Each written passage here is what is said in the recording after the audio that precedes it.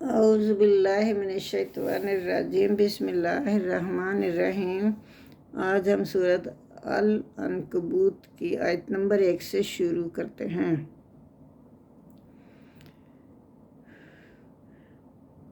اعوذ باللہ من الشیطان الرجیم، بسم اللہ الرحمن الرحیم۔ الف لام میم۔ احسب الناس، کیا لوگوں نے یہ سمجھا، ان یترکو کہ وہ چھوڑ دیے جائیں گے، ان یقولو صرف وہ یہ کہہ دیں، آمنا وہ کہ ہم ایمان لے آئے، وہم لا یفتنون اور وہ نہیں آزمائے جائیں گے۔ تو اللہ یہاں فرما رہا ہے کہ ایمان لانے کے بعد آزمائشیں اتنی آتی ہیں کہ انسان کو صبر سے ان کا مقابلہ کرنا ہوگا، کیونکہ جو کافر تھے وہ مسلمانوں کو چھوڑتے نہیں تھے، بہت اذیتیں دیتے تھے، کہتے تھے کہ ہمارے مذہب میں واپس آ جاؤ ورنہ ہم تمہیں قتل کر دیں گے، اور قتل بھی سیدھے طریقے سے نہیں کرتے تھے بلکہ اذیتیں دے دے کے کرتے تھے، گڑھے کھود کے اس میں ان کو پھینک دیتے تھے، ان پہ آرے چلا دیتے تھے، سوچ کے انسان کام جاتا ہے، ایسی ایسی اذیتیں دیتے تھے وہ لوگ۔ تو اسی کے متعلق یہ بیان کیا گیا۔ اللہ تعالیٰ کہتا ہے کہ یہ آزمائشیں تو ملیں گی، آزمائش تو آتی ہے، یہ صرف منہ سے کہہ دو کہ بھئی میں مسلمان ہو گیا، ایسے نہیں ہوگا۔ ایمان کی راہ میں آزمائشیں آتی ہیں۔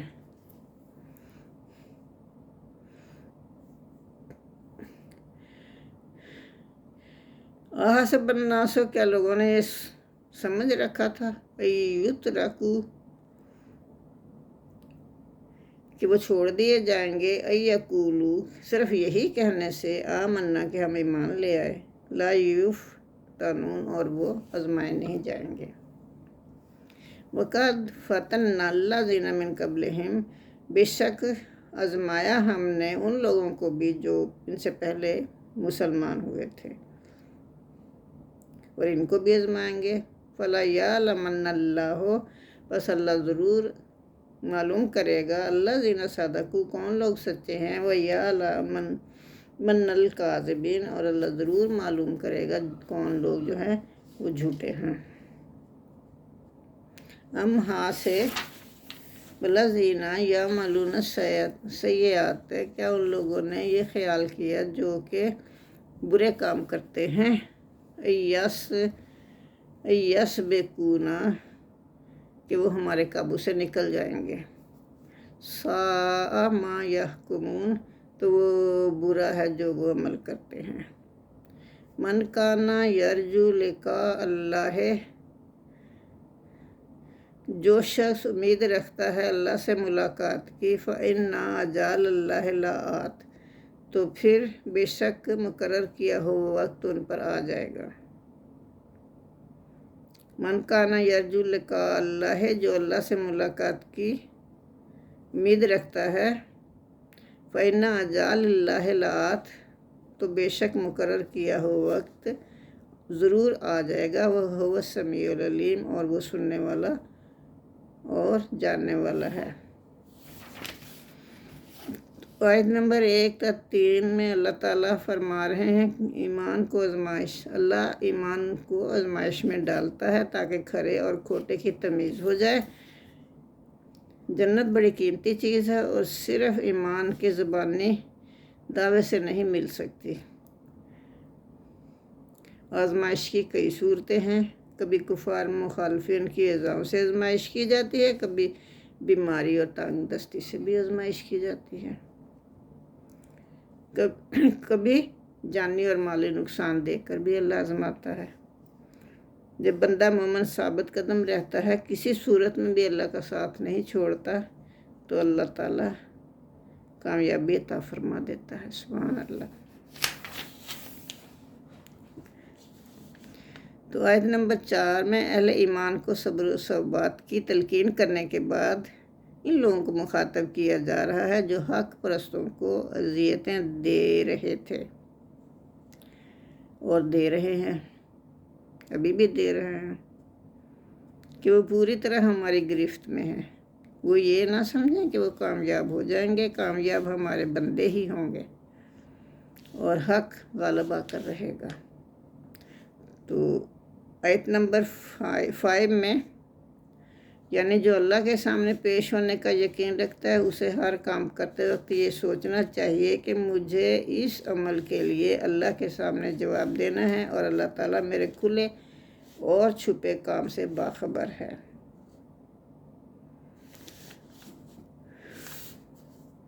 الذین یعملون الصالحات سیئات یسبقونا، کیا وہ یسبقونا ہمارے قابو سے نکل جائیں گے؟ نہیں، وہ نہیں نکل سکتے۔ ساء ما یحکمون، کتنا برا ہے جو وہ فیصلہ کرتے ہیں کہ ہمارے قابو سے نکل جائیں گے، ایسا نہیں ہوگا۔ من کانا یرجو لقاء اللہ، اور جو شخص امید رکھتا ہے اللہ سے ملاقات کی، فإن أجال اللہ لآت، تو پھر بے شک ضرور آ جائے گا مقرر کیا ہوا وقت۔ وہو السمیع العلیم، اور وہ سننے والا اور جاننے والا ہے۔ ومن جاہد، اور جو جہاد کرتا ہے، فإنما یجاہدہ لنفسہ، تو وہ جہاد کرتا ہے اپنے ہی لیے۔ ان اللہ لا غنی عن العالمین، تو بے شک اللہ تعالیٰ بے نیاز ہے سارے جہان سے۔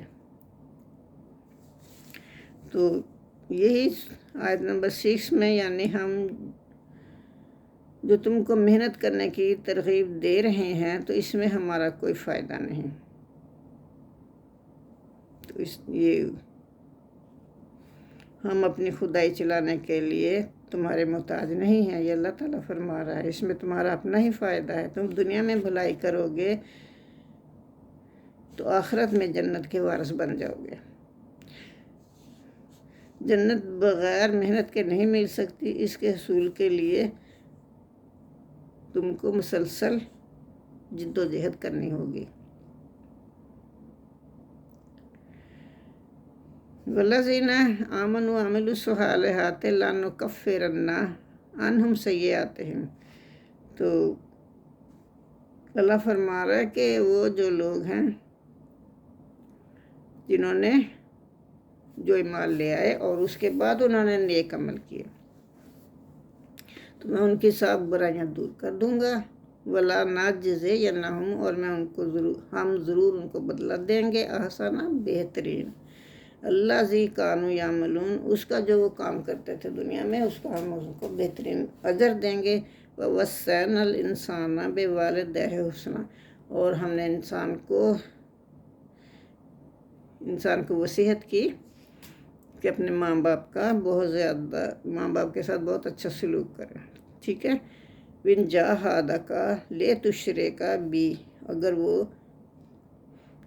یہ مطلب زور ڈالیں تو اس پر، جاہدہ کا جھگڑا کریں تو اس سے کہ میرے ساتھ کسی کو شریک ٹھہراؤ، یعنی اپنے رب کے ساتھ کسی کو شریک ٹھہراؤ جس کا انہیں علم ہی نہیں، مَا لَيْسَ لَكَ بِهِ علم، جس کا نہیں تجھے علم، تو پھر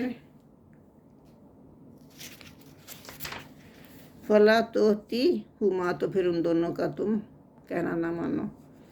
اِلَيَّ مَرْجِعُكُمْ، تمہیں میری ہی طرف لوٹ کر آنا ہے۔ فَأُنَبِّئُكُم بِمَا كُنتُمْ تَعْمَلُونَ، جو تم کرتے تھے وہ اس کا میں تمہیں سب کچھ بتا دوں گا۔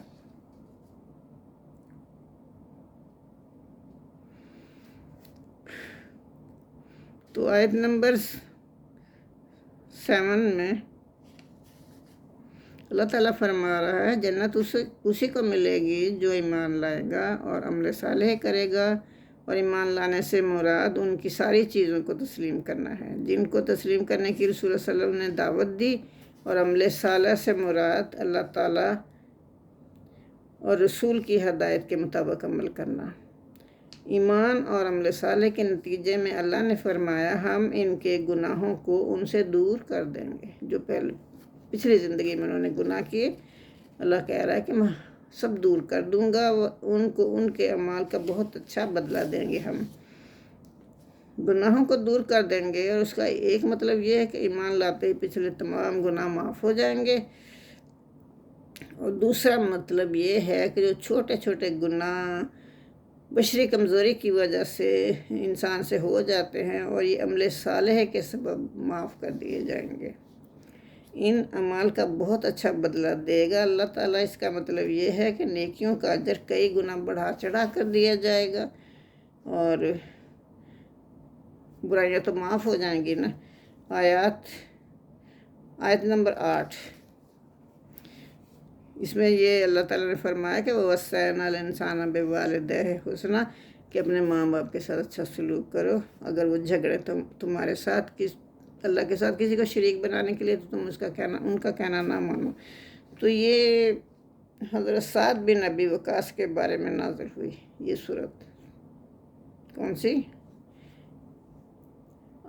آیت نمبر 8 حضرت سعد بن ابی وقاص کے بارے میں نازل ہوئی۔ ان کی والدہ کو جب یہ معلوم ہوا کہ ان کے بیٹے مسلمان ہو گئے ہیں، تو انہوں نے قسم کھائی کہ میں اس وقت تک کھانا نہ کھاؤں گی اور نہ پانی پیوں گی، نہ سائے میں بیٹھوں گی، جب تک تم محمد صلی اللہ علیہ وسلم کا ساتھ نہ چھوڑ دو۔ ماں کا حق ادا کرنا تو اللہ کا حکم ہے، تو میری بات کی نہ مانے گا تو اللہ کی بھی نافرمانی کرے گا۔ مطلب دوسری طرف سے وار کیا نا۔ حضرت سعد بن ابی وقاص بہت پریشان ہوئے اور نبی کریم صلی اللہ علیہ وسلم کی خدمت میں حاضر ہو کر سارا ماجرا سنایا۔ اس پر یہ آیت نازل ہوئی۔ آیت کا منشا یہ ہے کہ مخلوقات میں سے ماں باپ کا حق انسان کے اوپر مقدم ہے، ٹھیک ہے، لیکن اگر ماں باپ اللہ کی نافرمانی کا کہیں تو ان کا کہنا نہ مانا جائے۔ آیت 10-11، جو شخص ایمان نہیں لاتا اسے جب کفار کی طرف سے کوئی تکلیف پہنچتی ہے تو اس تکلیف سے ڈر کر نیکی کے کام اس طرح چھوڑ دیتا ہے جیسے اللہ کے عذاب سے ڈر کر برائی چھوڑنی چاہیے۔ یعنی وہ منافق ہوتا ہے، اور جب اسلام کو کامیابی حاصل ہوتی ہے تو پھر مسلمانوں کے پاس آ کر اپنی ہمدردی ظاہر کرتا ہے۔ در حقیقت اس کے دل میں اسلام کی کوئی محبت اور کوئی جذبہ نہیں ہوتا، مفاد پرست ہوتا ہے۔ قرآن ایسے شخص کو منافق قرار دیتا ہے۔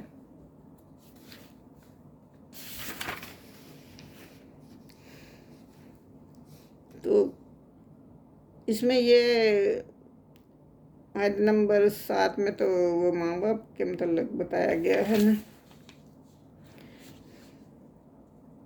وَالَّذِينَ آمَنُوا وَعَمِلُوا الصَّالِحَاتِ لَا نُدْخِلَنَّهُمْ فِي الصَّالِحِينَ، تو جو لوگ ایمان لائے اور انہوں نے نیک عمل کیے، ہم ضرور ان کو داخل کریں گے نیک لوگوں کے ساتھ۔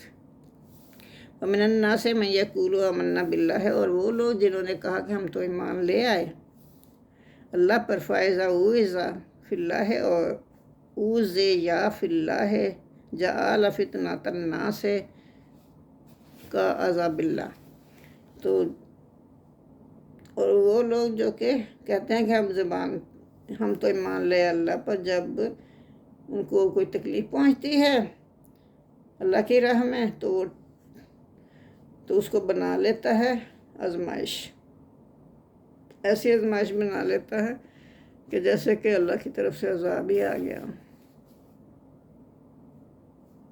لوگوں کی تکلیف سے کوئی وہ اللہ کا عذاب سمجھ لیتا ہے۔ بولا ان جاء نصر من ربک، اور لیکن اگر آ جائے اللہ کی طرف سے مدد، لا یقولن، تو وہ کہتے ہیں انا کنا معکم، ہم تو تمہارے ساتھ تھے، پھر وہ ادھر لڑک جاتے ہیں۔ منافق ہے نا یہ۔ اولیس اللہ بعلم ما فی صدور العالمین، کیا اللہ نہیں جانتا جو کچھ ان کے دلوں میں ہے، جو کچھ فی صدور العالمین، جو اہل عالم کے دل میں ہے، اللہ نہیں جانتا؟ اللہ تو سب کچھ جانتا ہے۔ وَلَيَعْلَمَنَّ اللَّهُ الَّذِينَ آمَنُوا وَلَيَعْلَمَنَّ الْمُنَافِقِينَ، اور اللہ ضرور معلوم کر کے رہے گا ان لوگوں کو جو کہ ایمان لائے، اور ضرور معلوم کر کے رہے گا جو کہ منافق ہیں۔ وقال الذین کفروا، اور کہا کافروں نے، للذین آمنوا، ایمان والوں سے، اتبعوا سبیلنا، کیا کہا کافروں نے ایمان والوں سے؟ کہ تم ہمارے پیچھے چلو، ہمارے راستے کی پیروی کرو، ولنجمل खतायकुम वलनहमिल खतायकुम, हम तुम्हारी तमाम जो गुनाह हैं या खताएँ हैं वो उठा लेंगे, हमारे ऊपर डाल देना अपनी खताएँ। वमा हुम बिहामिलीना, और वो नहीं उठाने वाले, अल्लाह कह रहा है कि वो नहीं उठाने वाले मिन खतायहुम मिन शैन, उनके गुनाहों में से वो कुछ भी नहीं उठाने वाले। इन्नहुम लकाज़िबून, बेशक वो झूठे हैं। वहाँ तो हर कोई अपने अपने अमाल का बदला पाएगा ना, तो उनके गुनाह वो कैसे उठा सकते हैं, बेशक वो झूठे हैं। वला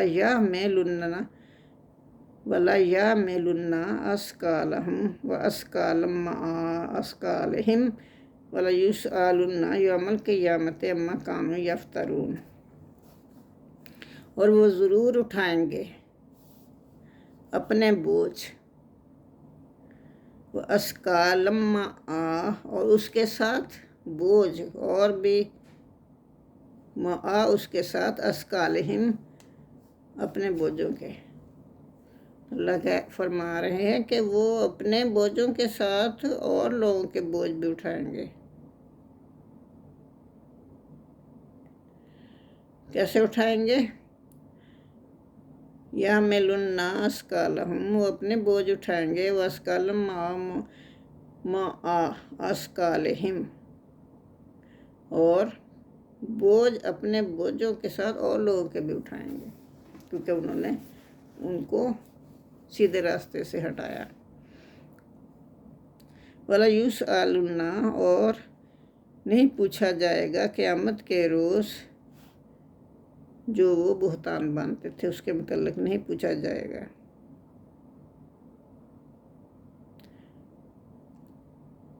वला युसअलुन्ना, और ज़रूर पूछे जाएंगे।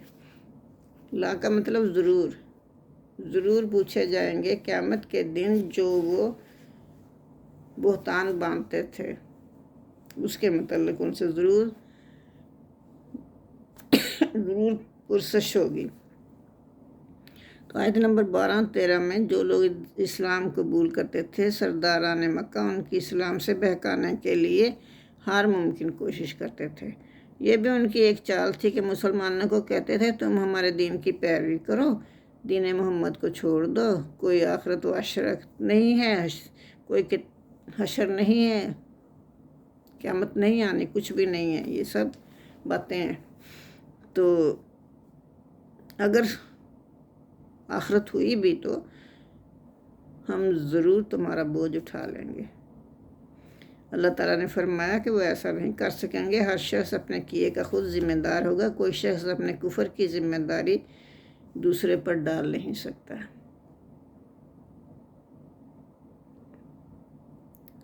अज़ाब देखकर किसी में भी ये हिम्मत ना होगी कि वो कहे कि हुजूर इसने मेरे कहने पर कुफर किया था, इसको जन्नत में भेज दें। ऐसी कोई बात नहीं होगी, और मुझे मेरे कुफर के साथ इसके कुफर की सज़ा भी दे दे दोज़ख में। ऐसे कौन कहता है?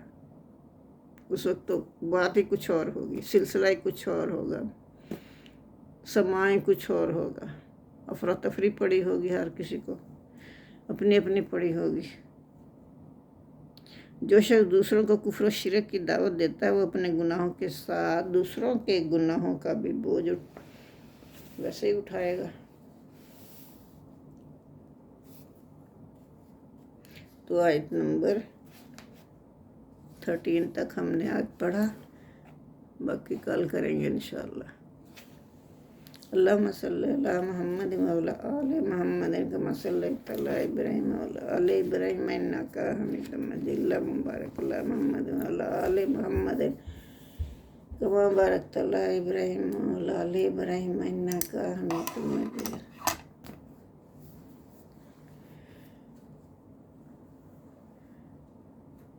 रब्बना आतिना फिद दुनिया हसनतन व फिल आखिरति हसनतन व क़िना अज़ाबन्नार। आमीन सुम्मा आमीन।